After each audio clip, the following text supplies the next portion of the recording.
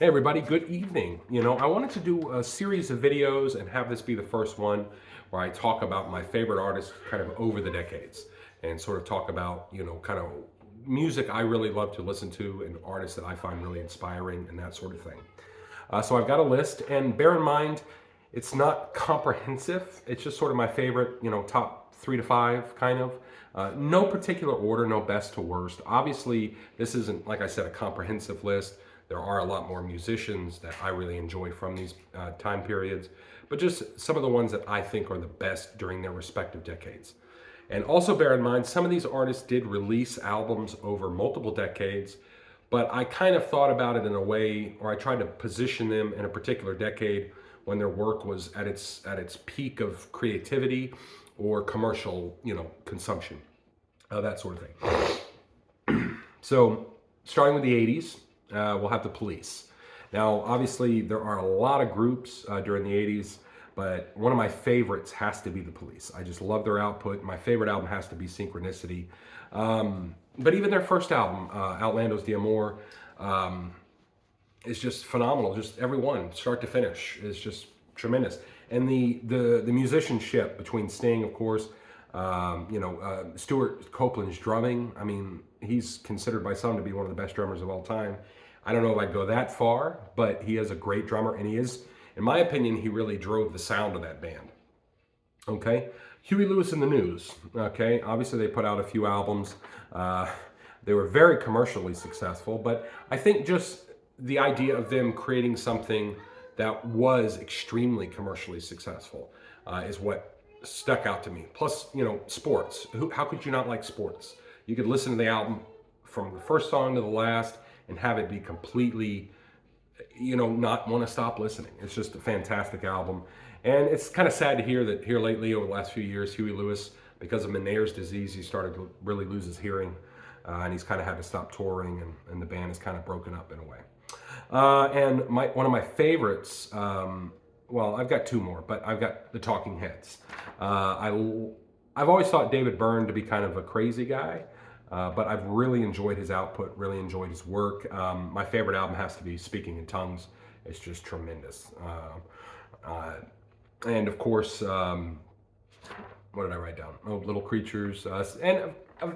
This is an example of one of those groups that, yeah, they put out albums in the '70s, but they were at their commercial and creative peak in the '80s, and that's what most people remember them for, and that's what I remember them for. So, another one is the group Talk Talk. I don't know how many people are familiar with Talk Talk, but it's a fantastic group. Just go check out really any of their albums.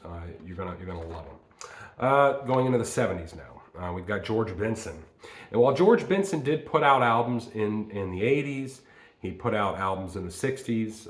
As a highlight, one of my favorite albums of all time is an album he put out, I think, in '69, although it may have came out in '70, is The Other Side of Abbey Road. It's a George Benson cover album of Beatles songs. If you've never heard it, check it out. It's a beautiful album. The way he reinterprets some of the Beatles material and kind of transposes it for jazz guitar. It's just phenomenal. It's just really good. But albums like Breezing, In Flight, Give Me the Night, that kind of thing. Obviously, those albums were very commercially successful, particularly Breezing, This Masquerade, and all those songs on there. It's a tremendous album. It really is. And while I think Give Me the Night came out in the early '80s, again, that sort of flowed into the '70s there with his output and his commercial success. Herbie Hancock. I love Herbie Hancock. And while he was very big in the '60s, of note is, of course, Maiden Voyage and Empyrean Isles. But he didn't really come, as a retrospective kind of opinion, he didn't really come into his own in terms of success and creativity until he hit the '70s with albums like Thrust or Sextant. And he really took, and of course, Headhunters, one of my favorite jazz albums of all time. And those really go into jazz fusion and jazz funk and sort of stuff like that. And he among others, in my opinion, really revolutionized the sound of jazz. Of course, you know, we can debate jazz all day. So there is really no beginning or end to jazz. You can say, well, oh, well, he was doing it, but what's his name was doing it back in 47 out of Chicago. Well, yeah, it's kind of true, but anyway. Another 70 group is Led Zeppelin. You know, when I think of hard rock, when I think of rock music in general, when I think of classic rock or the epitome of classic rock, I think of Led Zeppelin.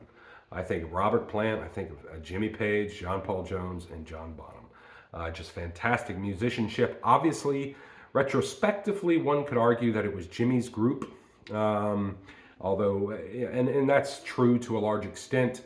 At the time, it wasn't necessarily true in the sense that maybe the first album or two, they were very Jimmy produced efforts and maintained and manufactured efforts. But over time, it became more of a group effort, particularly with Three, and then of course with Zuzo and going on to Houses of the Holy. You know, just fantastic albums. Everyone. I don't, other than Presence, God, Presence is.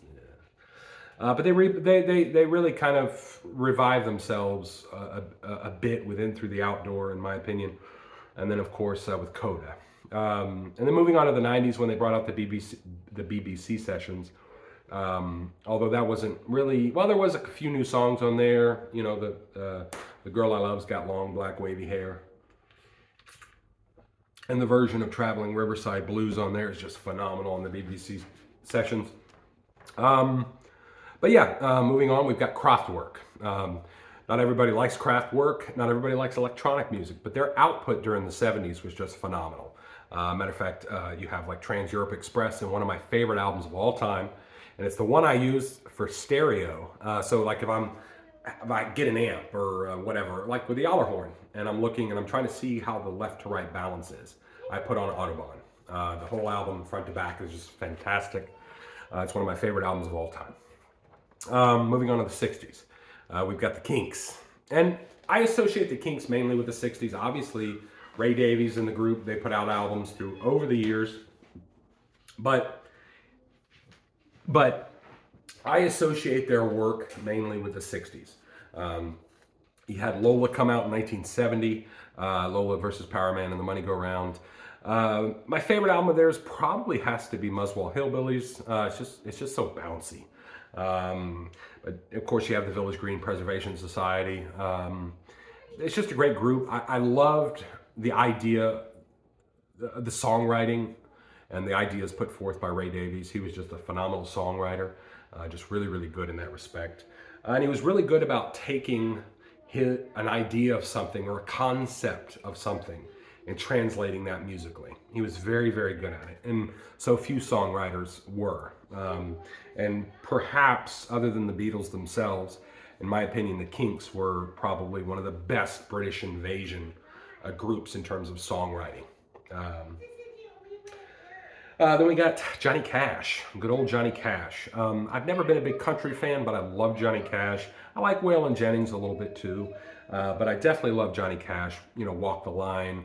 One of my favorite albums, another one of all time, is that Folsom Prison. It's one of my favorite live albums of all time. I can just listen to that, put that on anytime and just enjoy it. I don't have to be in the mood for it or anything like that. Another 60s group has to be The Doors. You know, Jim Morrison's kind of crazy antics during the time, but you know, Morrison Hotel. How could you not like Morrison Hotel? It's just a fantastic album. It really is. Just beautiful sounding and just wonderfully gritty and raw. And I love the stories of him recording Morrison Hotel and people talking about him coming into the studio completely drunk as fuck. Drunk as all get out. And just singing, he'd come in and do it. And he'd be completely falling over drunk and be screaming into the microphone. And that was the one they used. So LA Woman is another one that sticks out there. Then we move on to the 50s. And first one there is, of course, Miles Davis. How could we not like Miles Davis? Fantastic artist, fantastic, just truly tremendous. Probably more so than any other jazz musician, really helped to break jazz. Well, not necessarily. I mean, you could mention Dave Brubeck as well. You could mention Stan Getz and a few others that really elevated jazz into something more so. But I think Miles Davis really took it to this art form more so than anybody else. Now, of course, people followed him and did the same and did more and more, and it grew beyond. But I think he was one of the first to really turn it into a piece of art, in my opinion. Of course, you have Kind of Blue. One of my favorite albums of his is Relaxing, Miles Ahead. And while he did produce albums in the 60s and 70s and of course into the 80s, my favorite material of his came out in the 50s.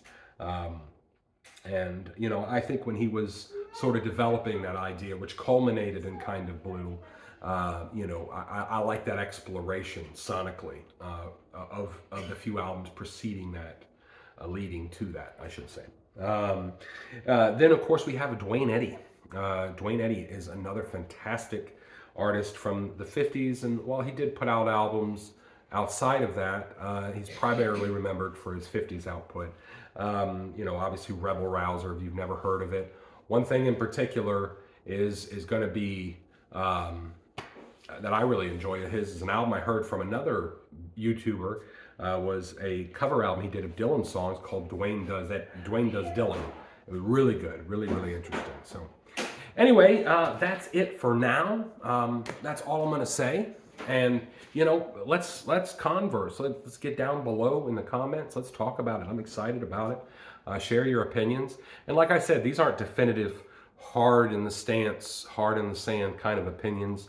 You know, things change. I go through moods with music. I'll go through like a month or two where I'm listening to a lot of classic rock, where I'm having, you know, CCR on all the time, or Fleetwood Mac or something, or aforementioned Led Zeppelin and so on and so forth. And then I'll go through a couple months where I'm into Vivaldi, you know, and I'm into, you know, listening to Mozart and the Bach cello concertos, that kind of stuff. And then I'll go through a couple months where I'm and just let's put on Art Blakey. Come on, man, Art Blakey, and so on and so forth. But anyway, let's talk about it. I'm excited, and there'll be more videos like this, I'm sure, talking about artists and music that I love, and kind of sharing that with you guys. So anyway, take care.